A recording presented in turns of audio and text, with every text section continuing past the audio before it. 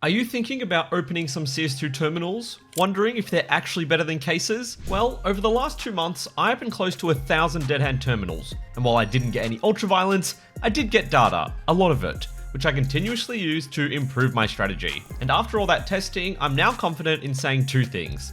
First, dead hand terminals are currently more profitable than opening cases. Second, there's a strategy you can use right now that could generate over 100% returns if you play it correctly. So before you waste any more money, listen up and let me break it down for you. First things first, terminals are not like cases. It sounds obvious, but it completely changes the way we can calculate things like expected value, which is essentially your average statistical return over an infinite dataset. If expected value, EV, is below 100%, you typically lose money. If it's over 100%, you can profit. With a traditional case, it's fairly simple to calculate. You just collect the current market prices for all the potential outcomes, so any of the skins in the case, and multiply those prices by their statistical drop rates. CS2 is a great site to see this, and as you can see, as of recording this on the 13th of June, all cases offer up a negative ROI, even before any sales fees, meaning over a large sample size, you're almost certainly going to be in the red. However, is it the same situation for terminals? This video's sponsor, SkinSwap, is giving you a skin worth up to $50 entirely for free whenever you do your first trade and use my referral code.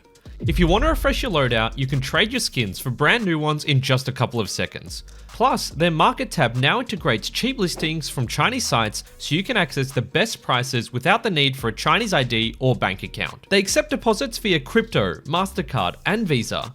If you want to cash out, SkinSwap makes that simple too with instant sell options to PayPal or crypto. On top of that, they run free daily, weekly, and monthly giveaways with the chance to earn extra entries simply by trading. Use the link below for a 3% lifetime sales bonus and a free skin worth up to $50. Big thanks to SkinSwap for supporting the channel.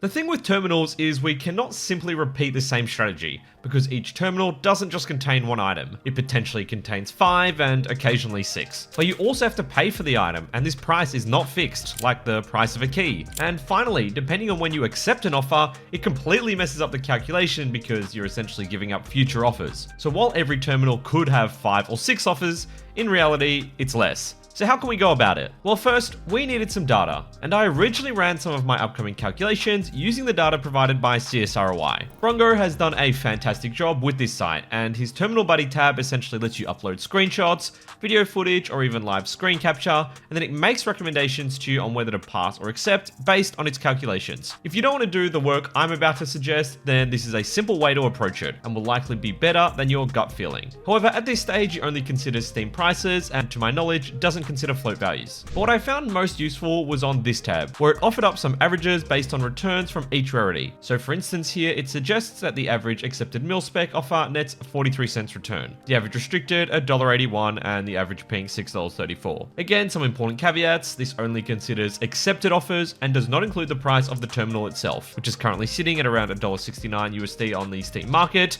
and 96 cents on CS Float. So why are these values important? Well, we know the statistical offer rates for each rarity.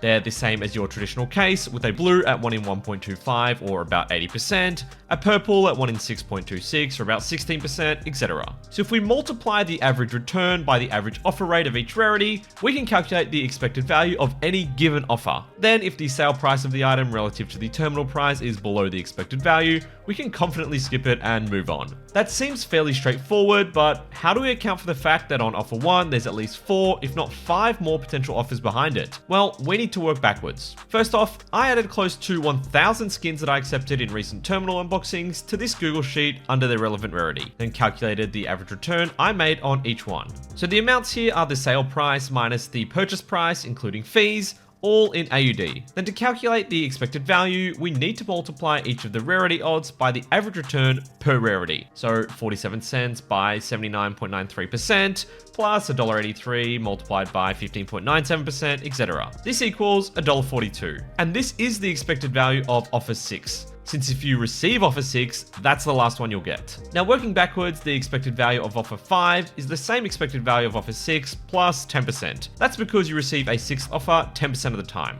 So if you skip on offer 4, your potential value is whatever the expected value of offer 5 is, plus a 10% chance for the expected value of a 6th offer. Now on offer 4, we cannot use the exact same logic. We have to consider that there's still the potential to skip, and given that the expected value to skip, which I'll now call the skip value, is equal to the expected value of the following offer, meaning skip value of offer 4 equals expected value of offer 5, we can see that this skip value is greater than the average mil-spec return. That is, $1.56 is greater than 47 cents. So that means if we get a blue offer, we'll most likely skip on offer 4. So now to calculate the expected value of offer 4, we no longer multiply 47 cents by 80%, which is the average mil-spec return, but the skip value of offer 4 by 80%. Then we follow the rest of the rarity calculations out as normal, $1.83 by 15.97%, $6.18 by 3.2%, etc. I'm giving away a pair of Sport Gloves Omega in field tested this month. For your chance to win, simply like the video, subscribe to the channel, and leave a comment. I'll pick the winner on June 30th. Good luck!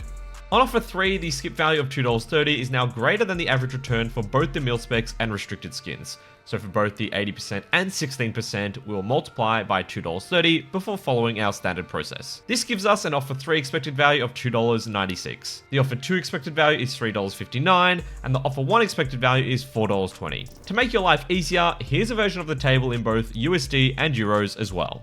So how do we actually use this information to make smart plays? Well, we pretty much have to consider whether the return from a given offer is higher or lower than its skip value. For instance, on offer 1, if we get offered a field-tested mil-spec, we need to skip, because not a single field-tested mil-spec will resell with more than a $3.59 return. Same goes for minimal wear purples, for example, because the margin on even the most expensive restricted, the fire-breathing, is almost always lower than this. And actually, you should pretty much decline all blues and all purples, unless it's a factory new purple. Even Kintsugi's and Death Gazers should be skipped unless you receive a good factory new offer, and the Crane Flight should be skipped unless it's a high float field tested, minimal wear, or factory new. Of course, the exception is, like for any offer, extremely rare floats. If, for instance, you received a 000 offer on a USPS silent shot, I'd definitely be going onto a site like CS Float and trying to gauge recent sale prices for a similar float, or look at current cheapest listings. StatTrack can also throw a spanner in the works. To be more precise, it would be worthwhile taking a look at the cheapest listings for any of the offers you get, and seeing if the difference between the offer price and the resale price is larger than the skip value. But that can be a lot of work, hence the creation of these guidelines. For offers 2 and 3, you generally only want to accept pinks that are in minimal wear or factory new. Of course, reds and golds should always be considered and taken in most cases on any offer. However, not all red and gold offers are profitable, so be careful. By offer 4, you should consider accepting factory new blues. The skip value is only $1.56, so if the offer is greater than this, for instance the silent shot at a little over $3, then it should be taken. However, purples should still probably be skipped unless in minimal wear or factory new. Then by offer 5, you'll obviously see if you have a 6th offer available, as the decline button will be the standard grey instead of red. If a 6th offer is available, then you should follow similar guidelines to offer 4. Only accepting any offers that have over $1.56 return. Otherwise, if there is no 6th offer available, then you should buy any skin that will resell for greater than the offer price, as it will help you to soften the overall losses. Even if you can only resell a 6-cent blue for 20 cents, or a purple for $1, that could add up to a significant amount over hundreds of terminals. It's of course important to keep in mind that these values will change over time. This might not be the perfect strategy, and there are many factors impacting pricing. However, as broad guidelines that you could improve yourself, it should be better than just guessing every time or going off whether you like the skin. When you mass open terminals, it isn't a matter of getting lucky, but playing a strategy that could give you a slight edge. At the beginning, I was quite excited to see low float offers like a 0.17 field tested or a 0.09 minimal wear. However, the majority of the time, the terminal asks for extreme overpay for these floats, often making the profit margin slimmer than a 0.14 minimal wear or a 0.35 field tested. This is especially true for skins like the Crane Flight and Orb Queen's Gambit. So be wary. Another important factor when unboxing terminals is the timing. It takes a long time to open terminals compared to cases. In fact, I think it took me about 20 hours all up to open close to 1,000 terminals. And besides the general fatigue, boredom, or frustration, I suggest spreading out large unboxings due to the Steam wallet cap, which limits your spend to 2,000 USD within a 24-hour period. This means you actually need to play it fairly smart, because